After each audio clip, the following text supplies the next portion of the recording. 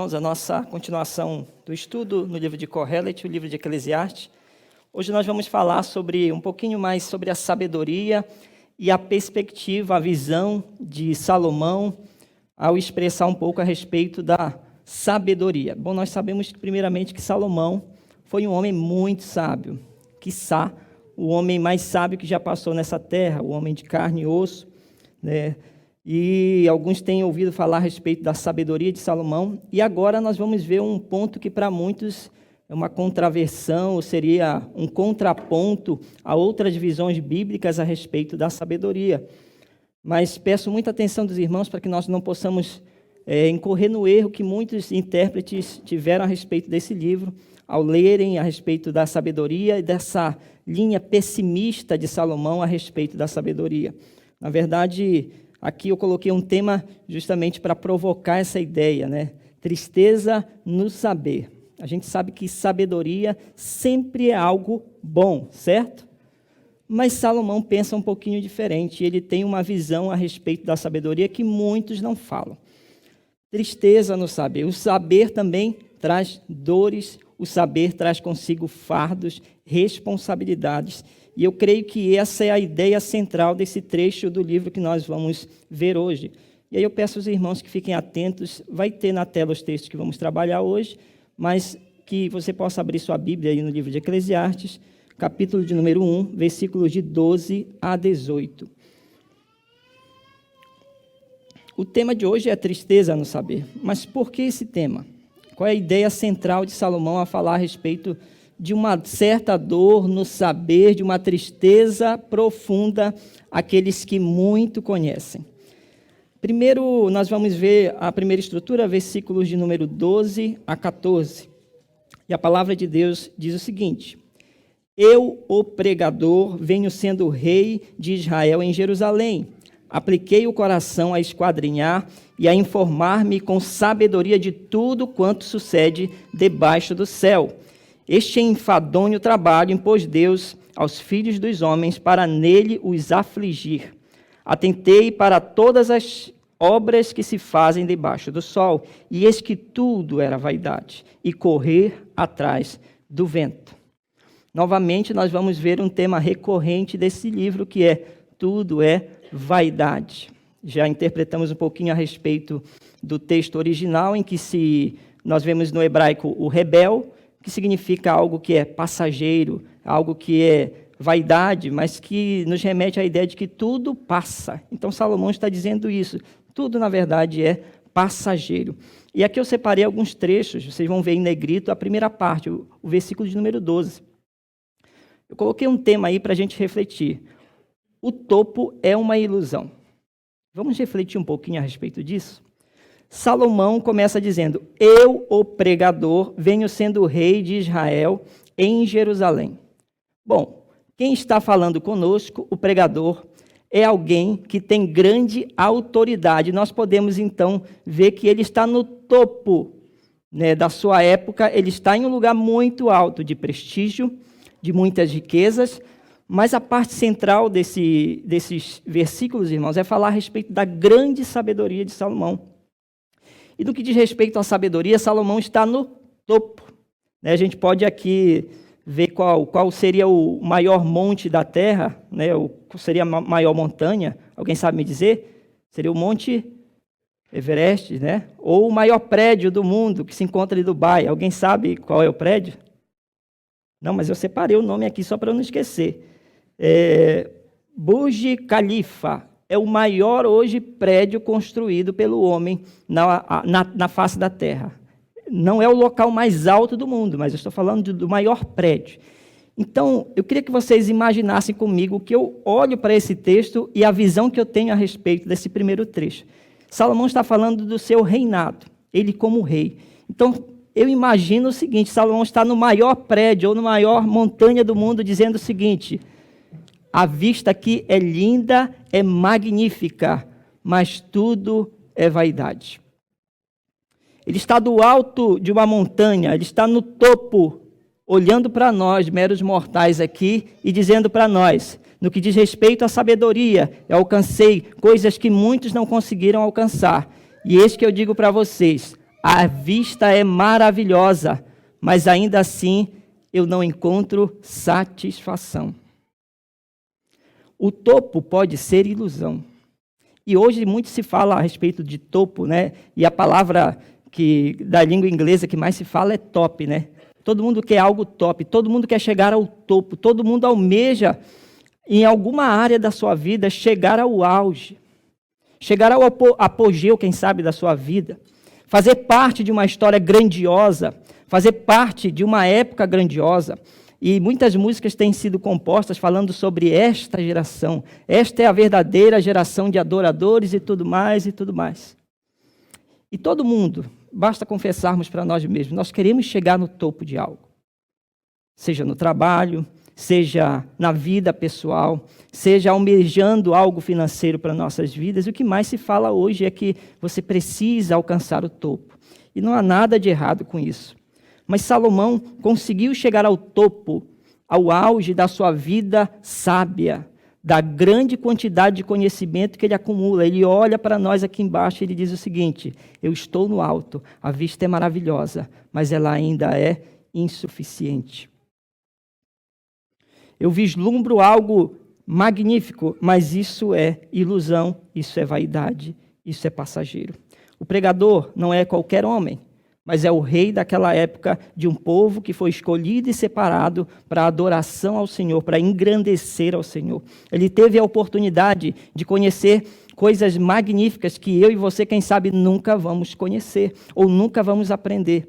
Nós estamos falando de um homem no auge da sua sabedoria, nos dizendo: estou no topo, mas isso não é tudo. E essa é a primeira mensagem que eu vejo nesse texto. O pregador começa a desenvolver isso nos versículos que seguem. Apliquei o coração a esquadrinhar e a informar-me com sabedoria de tudo quanto sucede debaixo do céu. E aqui a gente fala sobre o enfadonho trabalho. Apliquei o coração a esquadrinhar e a informar-me com sabedoria de tudo quanto sucede debaixo do céu. Este enfadonho trabalho impôs Deus aos filhos dos homens para nele os afligir. Que visão pessimista da vida, né? Na verdade, não é isso que Salomão está expressando. Um homem no topo da cadeia da sua época, um homem que é um rei, que é soberano da sua época, está dizendo para nós: essa vida, tudo nesta vida é passageiro, tudo é vaidade. E com a sabedoria não é diferente. A visão que ele tem a nos mostrar é que, com todo o seu conhecimento, ele esquadrinha, a expressão que ele usa é: eu esquadrinhei, busquei a informar-me sobre todas as coisas, tudo que sucede debaixo do céu. Agora ele usa a expressão que é parecida, né? Debaixo do sol, debaixo do céu, são expressões que vão se repetir nesse texto. E ele está falando sobre aquela perspectiva de visão humana. Ele está separando aqui dois eixos, o humano e o divino. Então, quando ele fala debaixo do céu e debaixo do sol, ele está nos mostrando a visão humana. Ele está falando sobre não qualquer conhecimento, mas sobre o conhecimento humano e não divino. E ele separa muito bem disso, que ele esquadrinhou tudo. E era apenas isso que ele poderia fazer. Diferente do que alguns pensam, a teologia não nos explica a respeito de Deus por completo. A teologia nem tem esta proposta de nos mostrar Deus na sua completude, mas de nos mostrar a sua revelação através do estudo da palavra, da responsabilidade ao falar de Deus também. Porque a Bíblia também nos ensina que não devemos falar o nome de Deus em vão. Então, primeiro, Salomão deixa bem separado isso. A visão humana, o conhecimento humano. E ele é alguém que conheceu muito. Por isso nós precisamos prestar atenção no que ele quer nos falar a respeito da sabedoria. Sabedoria por si pode ser algo ilusório. Buscar algo, você com certeza está buscando, eu estou buscando hoje. Eu creio que o maior sonho que eu tinha na vida até então era ter um filho. E Deus me deu. Sei que muitos têm outros sonhos aqui. E tem muitos que não conseguiram alcançar esse sonho que eu consegui alcançar. Que pena, a gente fica triste. E a Bíblia nos ensina a chorar com os que choram, a alegrar com os que se alegram também. Mas todos nós temos alguma perspectiva de vida, alguma visão, algo a alcançar. Estamos vislumbrando um topo acima de nós e queremos chegar lá. Salomão chegou nesses lugares mais altos. Tinha uma vida financeira maravilhosa. Ele vai falar isso no decorrer do texto. Mas hoje ele quer nos falar a respeito da sabedoria, que o acúmulo de conhecimento também não é tudo. E basta a gente ressaltar, irmãos, que todos nós buscamos conhecimento aqui. É claro que alguns, quem sabe, não buscam o conhecimento intelectual, aquele de ler muitos livros, ou o conhecimento científico, mas todos nós precisamos do conhecimento, e todos nós buscamos, em algum grau, conhecimento, logo todos nós dependemos de conhecer. Isso acontece nos primeiros estágios da vida. A criança tem a grande necessidade de conhecer a si, conhecer ao seu corpo, conhecer a família, conhecer o meio em que vive, a civilização. E o conhecimento é algo seríssimo que Deus nos deu, mas também como um fardo. E é isso que ele expressa, o enfadonho trabalho. Parece que ele está dizendo o seguinte: dói pensar, é trabalhoso conhecer. Conhecer dá trabalho. Ele está falando de um enfadonho trabalho que a Bíblia já fala em outros textos, a gente vai observar alguns deles. Deus entrega aos homens fardos pesados também. Isso é consequência de muitas coisas, mas principalmente do pecado original. E a primeira coisa que nós vemos da Bíblia a respeito disso, o primeiro fato está ali no livro de Gênesis. Aqui eu separei um trecho de Gênesis capítulo 3, versículos de 16 a 19. Primeiro ele fala à mulher, depois ele fala ao homem. A mulher ele diz o seguinte: multiplicarei sobremodo os sofrimentos da tua gravidez, em meio de dores darás luz a filhos. O teu desejo será para teu marido, e ele te governará. E Adão ele disse: visto que atendeste à voz da tua mulher e comeste da árvore que eu te ordenara não comesses, maldita é a terra por tua causa. Em fadigas obterás dela o sustento durante os dias da tua vida. Ela produzirá também cardos e abrolhos, e tu comerás a erva do campo, no suor do rosto comerás o teu pão. Até que tornes a terra, pois dela foste formado, porque tu és pó, e ao pó tornarás. Aqui é a grande consequência do pecado original. O pecado de Adão e Eva, que consequentemente atingiu toda a humanidade. É aquele momento em que houve separação entre Deus e os homens por causa do pecado. Aquele em que todos nós estamos incluídos, não só Adão e Eva. Mas as consequências dessa vida, mesmo para os crentes, continuam. E é importante ressaltar isso. Certa vez na EBD, alguém me perguntou a respeito disso. E o tema era algo parecido. E essa pessoa dizia: pastor, se nós já fomos livres da culpa e do pecado, então nós não temos mais consequências a viver nessa vida. Na verdade, não é assim. E nós podemos observar isso no texto da Palavra de Deus, no livro de Romanos, capítulo 8, versículos de 22 a 23. Porque sobremodo que toda a criação, a um só tempo, geme e suporta angústias até agora.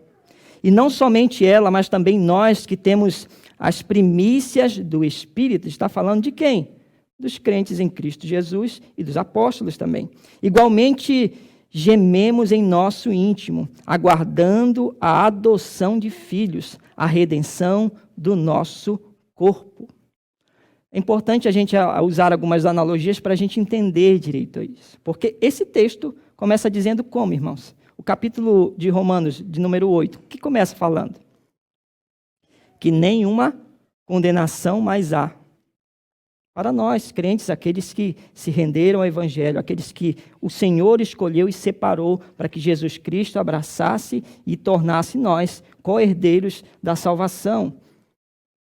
Esse texto começa dizendo: nenhuma condenação há mais, só que ele vai sendo desenvolvido. E alguns imaginam isso. Na IBD eu tive essa tarefa de tentar dar uma analogia para que essa pessoa entendesse, e ela não conseguia entender. Creio que alguns irmãos aqui, quem sabe, têm essa dúvida. Mas como é que pode Deus nos livrar, já que não há mais nenhuma condenação? Porque sofremos. Porque carregamos fardos tão pesados? Porque Salomão está falando da sabedoria como um fardo pesado? Porque ele está falando sobre o triste trabalho do homem. O primeiro texto que nós lemos diz que o homem vai colher do que da terra? Fadigas. Coisas pequenas. Que o homem vai ter que trabalhar muito para ter o seu sustento. É claro, irmãos, é claro. Alguns trabalham muito, outros trabalham poucos, alguns ganham mais, alguns ganham menos, mas todos, ninguém escapa, irmãos. Sendo um trabalho que envolve muito o intelectual, ainda que eu chegue com o corpo cansado em casa, há pessoas que chegam com a mente cansada, que provavelmente não carregaram durante o dia fardos e fardos de um arroz, de um feijão, mas também tiveram uma vida dura de trabalho. E todos nós chegamos àquela fadiga. Parece-me que Salomão está nesse momento de sua vida. Alguns acreditam, irmãos, que Salomão escreveu esse livro já na sua velhice. Então ele já havia acumulado muito conhecimento, mas também muito desgosto dessa vida. E do conhecimento também. E aqui a gente precisa entender porque Salomão nos fala a respeito da sabedoria como um fardo. Porque é tão ruim assim obter conhecimento. Na verdade, Salomão não diz só isso. Salomão também fala a respeito da sabedoria como algo bom, benéfico. Mas junto com isso vem os fardos. O homem continua trabalhando para ter o seu sustento e esse fardo é pesado, irmãos. Mas o crente também. A analogia que eu tive que usar ali é o seguinte, irmãos. Eu imaginei e falei para ela, olha, um certo dia, um jovem muito forte, muito inteligente, mas também muito rebelde, teve uma conversa com seu pai. Seu pai chegou com ele e disse, olha, eu sei que você anda ultrapassando os limites de velocidade impostos aqui na nossa lei, na nossa cidade. E esse jovem, ele gostava de motos esportivas, e ele pegava grandes velocidades na estrada, e o pai dele chegou com ele e teve algumas conversas, e na última conversa o pai dele alertou, olha, qualquer dia desse você pode chegar morto ao hospital e nunca mais nos veremos. Ou quem sabe algo muito ruim pode acontecer com você. Você está agora entrando na faculdade e eu preciso do meu filho bem. E ele alertou seu filho a respeito da velocidade. Sabe o que seu filho fez? Como todo rebelde fez? Foi no mesmo dia para a estrada fazer um racha de moto. E nesse racha houve um grande acidente. Ele chegou aí para o hospital, mas infelizmente ele perdeu e teve suas duas pernas amputadas. Seu pai, ao visitá-lo no hospital, todo mundo já tem a imagem na cabeça, né? Disse, eu te falei, mas não é isso que um verdadeiro pai faz. Ele chega e chora, vê seu filho acamado, mas ele tem que falar sobre a triste realidade que é a vida. Aquele filho chegou com o pai e disse, pai, perdão, perdoa a minha teimosia, perdoa a minha rebeldia. E o pai, como um pai amoroso, disse para o filho, é claro, é lógico que eu te perdoo. O pai, com profundeza e verdadeiro coração, perdoou seu filho. Mas, infelizmente, as pernas do filho não voltaram. Esse filho agora teria que conviver sem as pernas. Teria que se adaptar ao mundo sem as pernas. É lógico que o perdão foi dado, mas as consequências do pecado, da rebeldia contra Deus, elas continuam presentes na terra. A gente precisa entender isso. Por que crente tem que sofrer? Se o nosso Deus é maravilhoso, por que nós temos que sofrer? Salomão vê a vida também da sabedoria como um fardo, e ela é sofrida. Imagine para um rei ter responsabilidades. Nós vimos um episódio de um rei que teve que, com muita sabedoria, resolver uma situação. Que duas mulheres chegaram. Alguém lembra que rei foi esse? Quem? Chegou, duas mulheres, e uma dizia, esse filho é meu, não, esse filho é meu. E ele teve que resolver aquilo com muita sabedoria. Nós já sabemos a respeito dessa história. O final dela, o rei disse, olha, é o seguinte, vamos ter que rasgar esse menino no meio. É a única solução, dar um pedaço para uma mãe, dar um pedaço para outra mãe. E nessa hora foi que foi revelado quem era a verdadeira mãe. A gente conhece muito a respeito dessa história. Essa história foi resolvida com sabedoria, mas a sabedoria também dói, irmãos. Porque dói saber que pessoas são tão maldosas nesse mundo. A cada dia que conhecemos esse mundo, a cada dia que obtemos conhecimento a respeito de quem é o homem, de quem você também é por dentro, nós nos decepcionamos, nós choramos. Nós vemos tristeza também e angústia no conhecimento. É, na verdade, isso que Salomão quer nos dizer. E ele continua o tema dizendo: tudo é vaidade. Tudo é vaidade, inclusive o conhecimento. Há momentos na nossa vida de estudante de teologia em que nós nos perdemos. E eu não sei se é regra, mas sempre que saímos de uma igreja ou de uma teologia libertária ou liberal e nos encontramos novamente com aquilo que tem mais de puro na palavra, que é a teologia também, que esta igreja defende, né? A teologia bíblica, parece que nós, em algum momento, nos perdemos no conhecimento e ficamos um pouquinho arrogantes, né? Aqueles que falam a respeito do calvinismo, e eu me lembro que quando na faculdade, né, de teologia a gente tinha embates a respeito disso, a gente fechava a nossa caixinha de conhecimento e dizia: não, eu sou isso, eu sou aquilo, ou eu sou arminiano, ou eu sou calvinista. E uma igreja reformada tem muito disso logo no início. Parece que quando a gente pega, né, o conhecimento, a gente se torna um pouquinho mais arrogante, a gente cresce, e a gente não consegue mais ter uma conversa com a nossa família agradável. Quando a gente vai falar do conhecimento que a gente obteve, a gente não consegue ter uma conversa inteligente, porque a gente quer colocar para fora todo o conhecimento que a gente esbanja a ter. Eu me lembro que na conversão da minha mãe, ou na tentativa disso, era assim em casa, uma família tradicional católica, e quando eu chego ao Evangelho de Jesus Cristo, em casa houve aquele embate, e anos eu não conseguia ter uma conversa agradável, porque eu esbanjava conhecimento, mas não a verdadeira sabedoria. O conhecimento também pode produzir no homem a vaidade. Pode produzir no homem aquilo que é passageiro, que é a arrogância. Todo arrogante uma hora cai, irmãos. Seja pela morte ou ainda em vida. Todo arrogante cai. Todo mau governante cai. Foi assim com Adão. Um homem que tinha a responsabilidade de administrar aquilo que Deus o deu. E cai ali no Éden. E sobre ele também cai agora as mazelas que todo mundo vai sofrer. E hoje o crente precisa entender, apesar de Deus nos libertar, ainda aqui iremos sofrer as consequências do nosso pecado. Aquele jovem, na analogia que nós falamos, ele não ganhou as pernas de volta porque ganhou o perdão de seu pai. Da mesma forma, irmãos, nós não seremos super crentes aqui, blindados de qualquer coisa desse mundo. Do que Cristo nos blinda é da condenação eterna, porque o texto de Romanos 8 começa dizendo: nenhuma condenação mais há. E de fato, nós não receberemos mais condenação porque estamos em Cristo, porque fomos salvos não pelo nosso mérito, não por aquilo que realizamos ou fazemos, ou pelo nosso esforço, mas pelo esforço de Cristo na cruz, pela santidade dele. Mas enquanto estivermos aqui, vamos carregar esse fardo. E Salomão parece estar muito triste com sua vida de conhecimento e dizendo lá do alto para a gente: olha, a vista é maravilhosa, mas tudo é fugaz, tudo é passageiro, inclusive esta sabedoria humana, tudo é vaidade. E ele diz lá no finalzinho, versículo de número 14, atentei para todas as obras que se fazem debaixo do sol, e eis que tudo era vaidade e correr atrás do vento. O texto que nós trabalhamos continua no versículo de número 15, e fala sobre a grande frustração da vida. Eu sei que todos nós temos algum tipo de frustração. Alguns imaginam que vão alcançar algo e não alcançam. Alguns imaginam algo de alguém e esse alguém o decepciona, logo vem a frustração. E parece que as crianças hoje, os pais não estão mais ensinando a respeito da frustração. Mas se os pais não ensinam, a vida vai ensinar.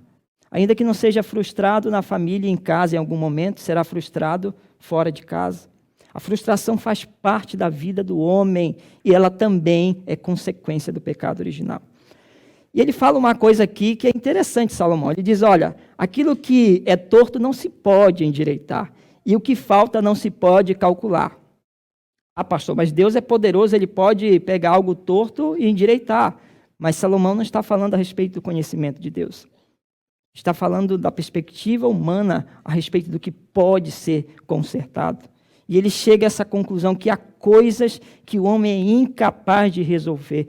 Essa é a verdadeira frustração da vida, a incapacidade do homem. É importante olharmos isso em nossa vida.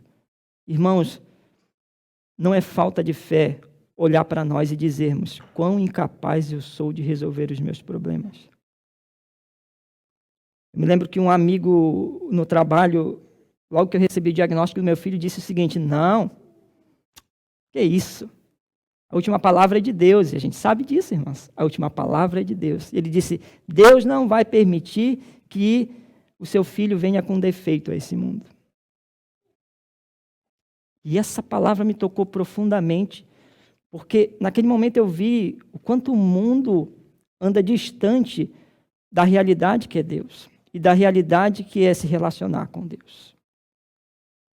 E aquela frase ficou remoendo em minha mente. Quando eu li de novo esse livro de Eclesiastes, me veio isso à memória: quanto o homem acha que pode tudo, e porque ele é um servo de Deus, ele merece tudo que é de bom e de melhor. Mais uma vez nós achamos que Deus vai nos dar tudo que é de bom e de melhor nesse mundo. É verdade, Salomão tinha tudo do bom e do melhor, mas ainda assim nos olha do alto da colina e diz: olha, tudo é vaidade, tudo é vaidade. Irmãos, Deus permite o meu filho vir a esse mundo do jeito que ele quiser. E esse filho vai ser amado por esta igreja, vai ser amado pela minha família, vai crescer, vai se desenvolver. E eu não tenho dúvidas que no decorrer da vida ele vai sendo um milagre dia após dia, e que Deus já fez um milagre. Mas as expectativas que eu tenho, irmãos, elas precisam ser reais. Esse mundo é cruel, esse mundo jaz no maligno. Esse mundo é podre sem Cristo Jesus. Sem Deus, esse mundo continua fadado ao fracasso. Mas também nós, crentes, precisamos entender o que Salomão entendeu no auge da sua vida e sabedoria, que aquilo que é torto não se pode endireitar. E ele diz o seguinte também: e o que falta não se pode contar. Não se pode contar aquilo que está faltando. A conta não bate. Seja na matemática, em outro aspecto da vida. Se algo está faltando, isso não pode entrar no cálculo. Ele está dizendo que há coisas em que o homem é incapaz de realizar. A visão dele é debaixo do sol, por enquanto. Está nos dando a visão do homem. Nós somos incapazes. E não há nenhum pecado em reconhecer a sua fraqueza, irmão. Não há nenhum pecado em reconhecer quanto somos incapazes. Aquilo que é torto não se pode endireitar. E o que se falta não se pode contar. Não se pode calcular. Está nos dizendo que a grande frustração da vida é a incapacidade. E nós, em alguma área das nossas vidas, vamos ser incapazes. E eu não quero aqui deixar ninguém cabisbaixo, nem esse é o propósito do Kohelet. Esse também não é o propósito de Salomão. O propósito de Salomão é nos mostrar que existe algo além desta vida decaída, que existe algo superior, que o topo não é tudo nessa vida, e mesmo aqueles que estão no topo, irmãos, ainda andam frustrados. Chega um momento em que eles reconhecem que são incapazes, que tem todo o dinheiro do mundo, mas que esse dinheiro não paga a saúde, por exemplo. Nem sempre paga. Você pode pagar um plano de saúde, mas você não pode pagar pela vida de ninguém, porque só quem tem poder de dar e tirar a vida é o Senhor. O homem continua incapaz e não consegue resolver essa grande questão da vida, que é a morte. A grande frustração da vida fala a respeito da nossa incapacidade. E alguns textos corroboram com essa ideia. Eclesiastes, ainda no livro de Eclesiastes, capítulo 7, 13, ele diz o seguinte: atenta para as obras de Deus, pois quem poderá endireitar o que ele torceu? Mais uma vez ele está dizendo, o homem é incapaz. Mas ao mesmo tempo agora ele fala de uma visão divina das coisas. Ele fala a respeito de Deus, que o que Deus entorta, o homem não pode endireitar. Ou seja, Deus está aqui agindo na humanidade. Desde sempre Deus continua sendo soberano. Desde sempre Deus continua agindo nas nossas vidas e no mundo. Nas guerras ou na falta de guerra. Deus continua soberano, irmãos. Independente de que governos estejam governando esse mundo, Deus é o governador supremo. E o que ele entorta, nenhum homem pode endireitar. Mais uma vez ele fala a respeito dessa fraqueza e incapacidade humana. Um homem muito sábio falando sobre também loucura. Agora ele diz o seguinte, versículos de número 16 a 17. A sabedoria e a loucura, ele faz uma reflexão a respeito da sabedoria e loucura. E quando a gente fala em loucura, a gente vai ver qual é a perspectiva do autor. Disse comigo, eis que me engrandeci e sobrepujei em sabedoria a todos que antes de mim existiram em Jerusalém. Com efeito, o meu coração tem tido larga experiência da sabedoria e do conhecimento. Apliquei o coração a conhecer a sabedoria e a saber o que é loucura e o que é estultícia. E vim a saber que também isto é correr atrás do vento. Salomão não só adquiriu sabedoria, mas ele experimentou um pouco da loucura do homem. E o que ele quer dizer com loucura? Há uma explicação no texto, ainda em Eclesiastes, que ele mesmo dá, a respeito da loucura. Eclesiastes 7, 23, 25. Tudo isso experimentei pela sabedoria e disse, tornar-me-ei sábio, mas a sabedoria estava longe de mim. O que está longe e muito profundo, quem o achará? Apliquei-me a conhecer e a investigar e a buscar a sabedoria, e meu juízo de tudo a conhecer, que a perversidade é insensatez, e a insensatez, loucura. A perspectiva a respeito de loucura não é alguém que está só fora de si, mas é alguém que é perverso de coração. E aqui ele vai fazendo uma escalada. A perversidade é insensatez. E a insensatez é o quê? É loucura. A loucura no que diz respeito a um homem insensato. Um rei, como ele era, deveria tomar decisões sábias, mas isso nem sempre ocorreu na vida de Salomão. Mais tarde nós vamos ver a vida de Salomão com promiscuidade. Deus dando uma ordem a Salomão, dizendo, olha, não te meta com essas mulheres. Não vá a outras nações pegar mulheres para si. E Salomão faz o quê? Loucura, com grande insensatez, sem usar da sua sabedoria. Ele diz, né? Tudo experimentei pela sabedoria. E disse, tornar-me-ei sábio, mas a sabedoria estava longe de mim.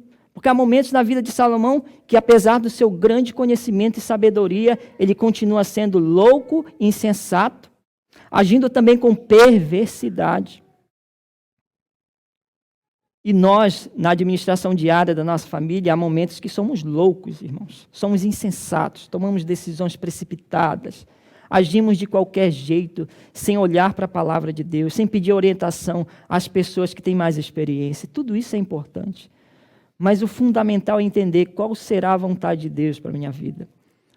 Certamente a vontade de Deus para a vida de Salomão não é que ele se envolvesse com outras culturas que trouxessem destruição para Israel. E foi isso que aconteceu. Se envolveu com muitas mulheres que mais tarde ensinaram ele a queimar incenso para outros deuses. Mas Deus o avisou, Deus o alertou, assim como aquele pai alertou o jovem a respeito da velocidade. Deus alerta seu filho amado Salomão. Assim como tem nos orientado, irmãos. Não é de hoje que ouvimos pregações. Acho que a maioria das pessoas aqui tem mais de 5 anos de conversão. A maioria. Alguns têm 10 anos de conversão. Alguns já chegaram ao auge dos 20 anos, 30. Eu vou parar por aí. Mas alguns realmente são muito velhos na igreja. Alguns cresceram no Evangelho. E nós ouvimos semana após semana a pregação do Evangelho, irmãos. E ainda assim agimos com loucura e insensatez. A sabedoria se afasta da gente. E como somos loucos. Engrandeci-me e sobrepujei a todos que vieram antes de mim em Jerusalém.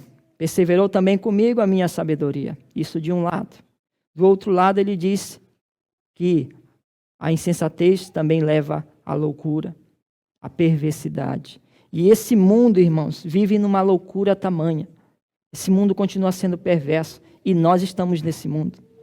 Nós fazemos parte desses perversos também, que em mente pecam contra o Senhor, que no coração pecam contra o Senhor, que no seu íntimo pecam contra o seu Deus, mesmo tendo uma bagagem cheia de conhecimento da palavra.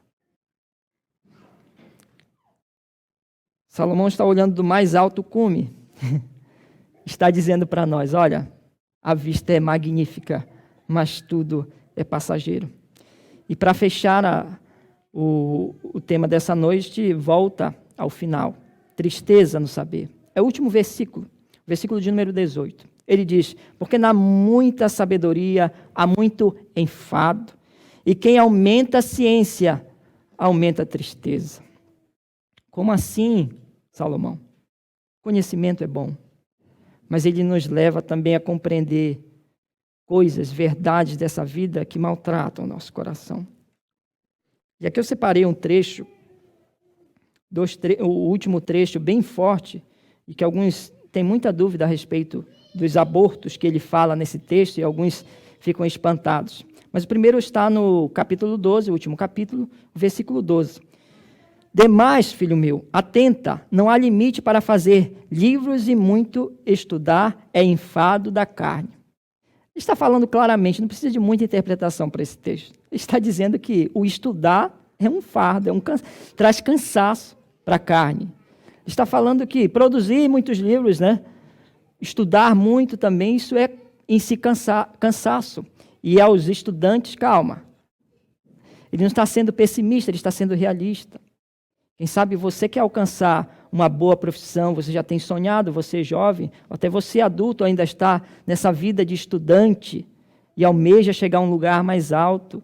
Mas ele está falando da realidade da vida, que é estudar também dá trabalho, é cansaço. Em nenhum momento ele nos desmotiva a não estudarmos, a não buscarmos conhecimento, mas ele está falando da realidade da vida, que isso também é enfado, isso é cansativo.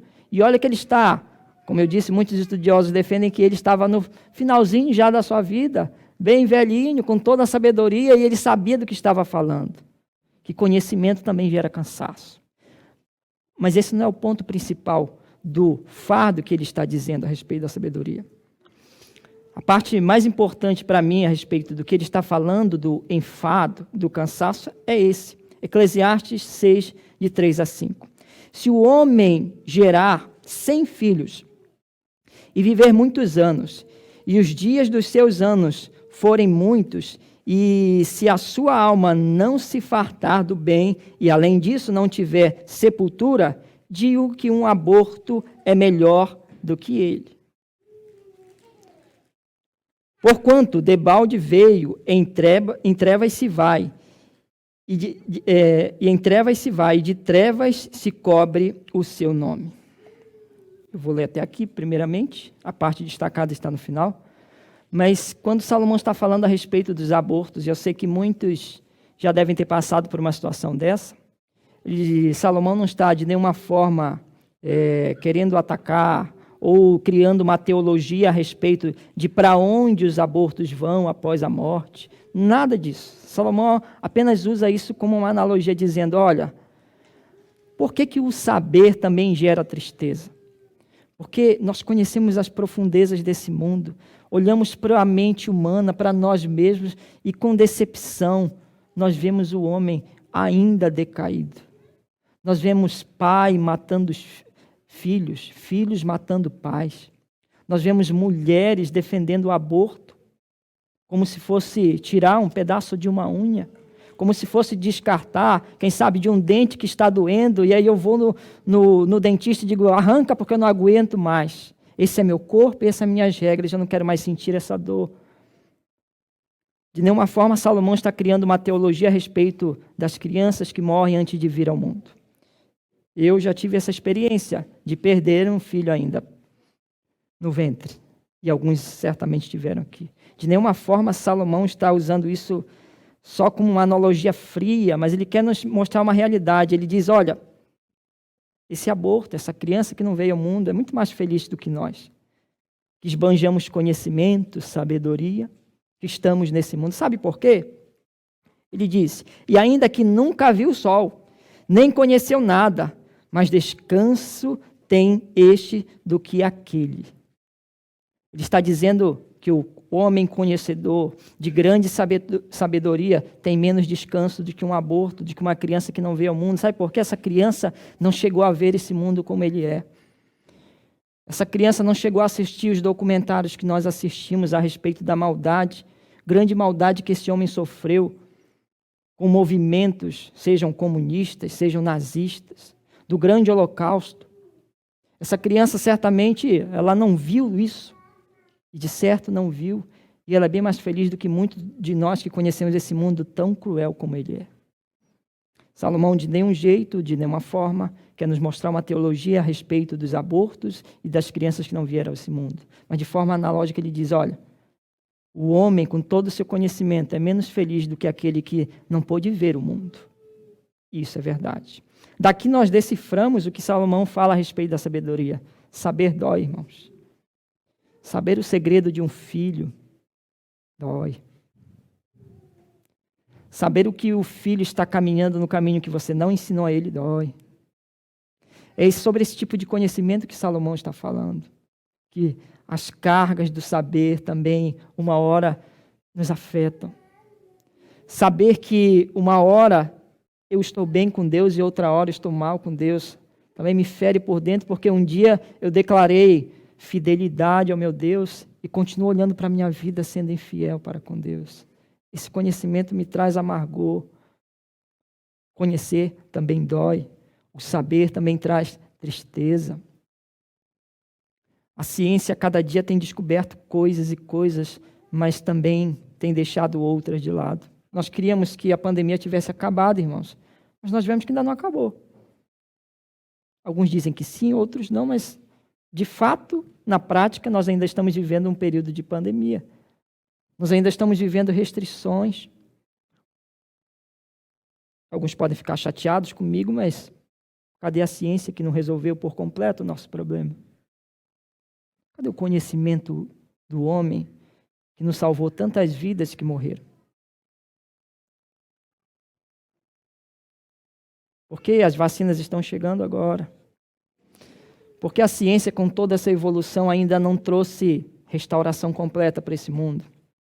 Sabe por quê, irmãos? Porque tudo é vaidade. Porque tudo é passageiro. Porque esse conhecimento não contempla o que realmente precisamos. Porque todo o conhecimento da humanidade não nos levará ao pleno conhecimento de Deus também. Porque todo o conhecimento do homem, uma hora, é fadado ao fracasso. E a gente está cansado de ver a própria ciência se contradizendo. Cientistas que não falam mais com os outros porque ele adotou uma teoria e esse não reconheceu essa teoria. Alguns dizem que o mundo vai acabar logo, logo. Outros dizem, não, tem muitos anos de vida ainda esse planeta. E a ciência não consegue chegar a um consenso. A mente humana e muitos filósofos estão surgindo ainda nesse século. Muitos com filosofias vãs. A ciência humana, a filosofia humana, irmãos. Tudo isso tem coisas agradáveis e que podem nos ajudar muito a conhecer, a obter ciência e conhecimento. Mas vamos olhar para o alto do cume, Salomão nos dizendo, aqui do alto a vista é linda e maravilhosa, mas tudo é vaidade. Tudo é vaidade. Contemple todo o conhecimento que você já adquiriu na sua vida. Coisa maravilhosa é conversar com os mais velhos, irmãos. Eles têm tanta coisa a nos ensinar. Mas tem uma coisa que a maioria deles que tem a nos ensinar é que, com tudo que viveram, eles ainda queriam consertar coisas que eles foram incapazes de consertar. Eles queriam dar mais atenção para os seus filhos, mas agora é tarde demais. Eles queriam estar com seus netos, mas agora está difícil. Eles queriam ter tomado decisões mais assertivas, mas foram loucos, insensatos. Reconhecer a nossa insensatez, a nossa pequenez, é reconhecer que existe algo maior e perfeito. E a gente encerra com esse texto, irmãos, porque o Kohelet está nos apontando para algo. A Bíblia não acaba ali, há a revelação de Jesus Cristo para nós. E para que nós não venhamos a ficar só com uma reflexão vazia a respeito das nossas incapacidades, a gente precisa olhar para o todo da Bíblia. E o livro de Mateus é magnífico para nos ensinar no capítulo de número 11, versículos 25 a 30, o seguinte: a sabedoria é revelada aos pequeninos. Naquele tempo, respondendo Jesus, disse: graças te dou, ó Pai, Senhor, do céu e da terra, que ocultastes essas coisas aos sábios e entendidos e as revelastes aos pequeninos. Sim, ó Pai, porque assim te aprouve.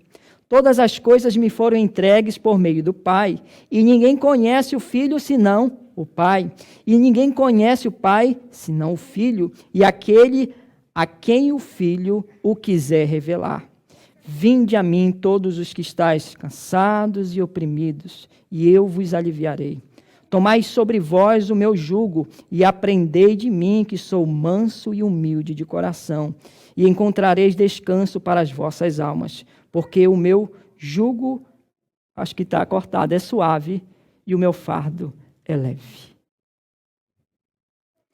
A vida é toda essa canseira. É importante olharmos para a nossa incapacidade de resolvermos problemas e de vivermos nesse mundo.